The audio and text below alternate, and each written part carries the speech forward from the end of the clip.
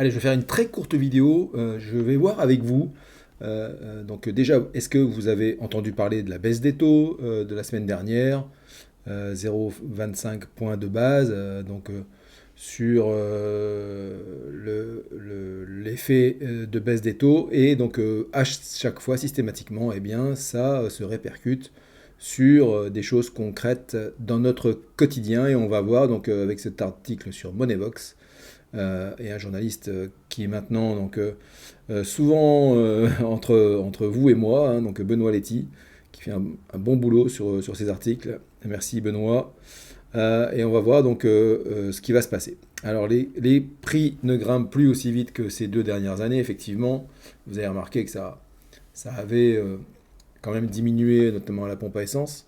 Là où ça ne diminue pas trop, c'est quand même sur l'alimentation quand même, hein. Donc là, ça a du mal à se répercuter. Donc évidemment, c'est plutôt de bonnes nouvelles pour les consommateurs, mais la correction par l'INSEE des prévisions d'inflation a des conséquences inattendues. La désinflation se poursuit à un rythme plus rapide que prévu, reconnaît Clément Bortoli, etc. etc. L'inflation mesurée sur le mois d'août 2024 par rapport à août 2023 est passée sous la barre des 2%. Et cette mesure mensuelle ne rebondira plus au-dessus de 2%, selon l'INSEE. Résultat, l'inflation annuelle, c'est-à-dire les prix de l'année 2024 par rapport au prix 2023, est estimé à 2,1% selon la dernière mise à jour de l'INSEE, publiée donc le 9 septembre contre 2,2 au début de l'été. Donc effectivement, hein, le niveau des taux d'intérêt et l'inflation, c'est souvent lié tout ça. Et on observe donc effectivement que l'inflation est repassée sur la barre des 2% au mois d'août.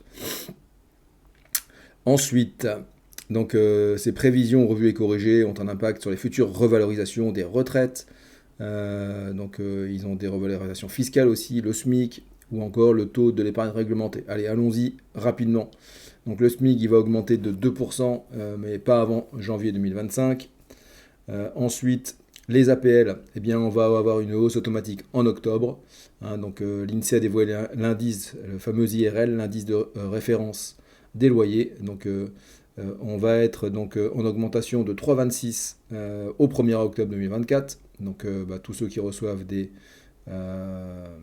des aides au logement, oui, eh bien, vous allez en bénéficier. Et puis par là même, les loyers aussi vont un peu augmenter. La retraite complémentaire Agir Carco, donc probablement moins de 2%. Si vous voulez le détail, appuyez sur pause, mais on va directement à la date, c'est le 1er novembre, et donc c'est pas encore complètement sûr. Au niveau de l'impôt sur le revenu, un barème revalorisé de plus de 2%, effectivement le fameux barème que l'on voit dans les différentes tranches d'imposition. Quand en 2025 et à peu près 2%, c'est pas encore sûr, mais on tend quand même vers ça.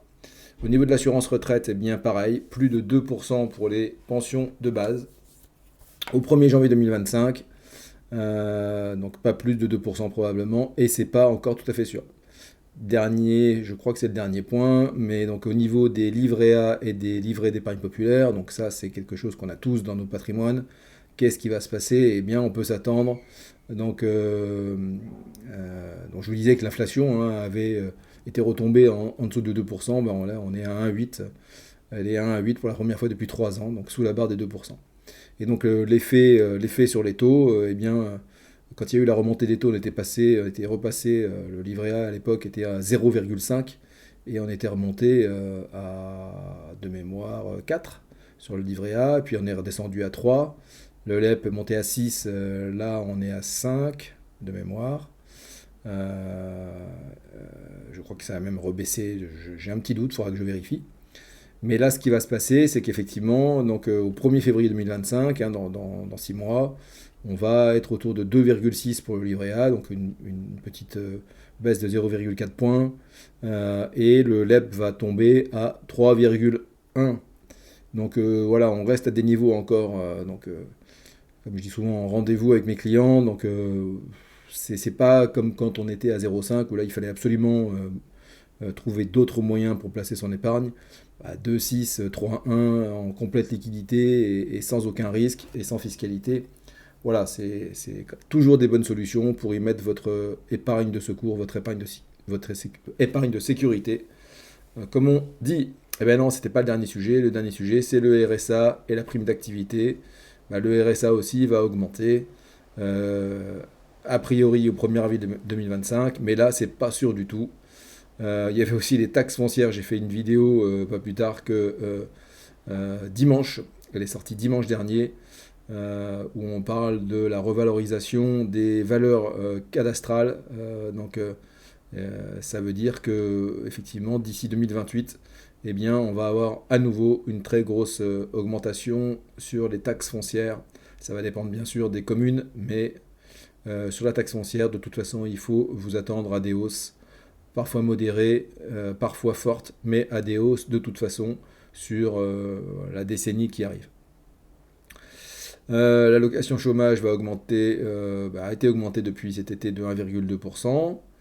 Et voilà, on a Benoît Letty en image. Merci Benoît Letty. Si vous aimez cette vidéo, eh bien likez-la, partagez-la et abonnez-vous à la chaîne. À bientôt.